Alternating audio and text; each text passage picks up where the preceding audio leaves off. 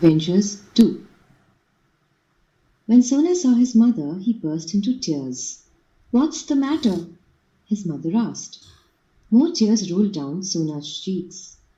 I don't like the animals. They're horrid. They made fun of me and called me names. I'll never play with them.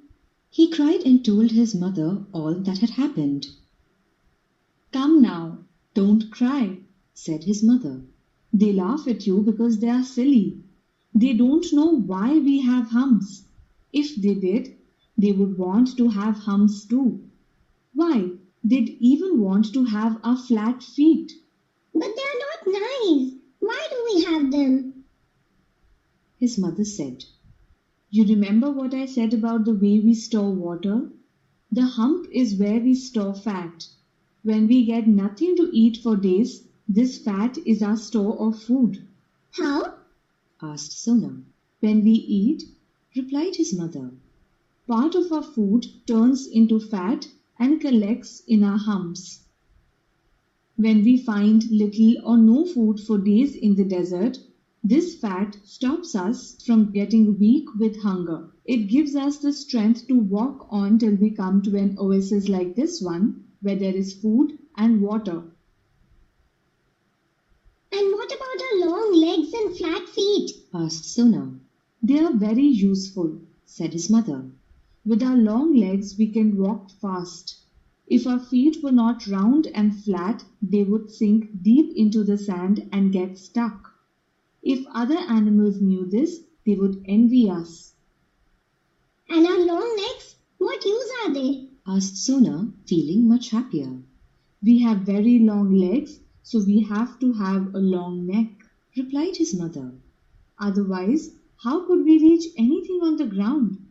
Our long necks also help us to reach leaves on tall trees and see far, far away. Our humps, our long legs, our flat feet, and our long necks are all of great use to us. You should be proud of them." Sona was now very happy. He ate up all the fresh green leaves his mother had plucked for him. Then he fell asleep.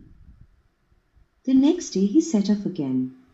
The rabbit, the fox, the snake, and the goat were playing. Sona did not even care to look at them. Head held high, he went his way. Let's follow him, said the fox. They followed him, laughing and making fun of him. Sona paid no attention. He kept on walking. A fig tree grew at the edge of a pool. Its big ripe fruit was very tempting. Sona lifted his head, pulled down a few figs and tasted them. They tasted as nice as they looked. Soon Sona was eating his fill. The others watched him. All of them wanted to eat the fruit, but the branches were too high. Do you think he will give us some if we ask him nicely? asked the deer. I am not going to ask him, said the goat proudly. I'll get some for us. You know I can climb anything. Standing on his hind legs, the goat put his forelegs on the tree and stretched his neck to reach a branch. He stretched and stretched, lost his balance and splash! He fell into the pool. Help! Help! he cried. All his friends ran to the edge of the pool, but none of them could help him. They were all too small to get him out of the water. They turned to Sona. Oh, please help him! They all cried together. You are so big! Sona quickly waded into the pool. Get on my back, he said, and lowered himself. The goat climbed on his back gratefully. Sona carried him safely to the edge. Thank you. That was very kind of you. I'm sorry I made fun of you. Let's be friends, said the goat.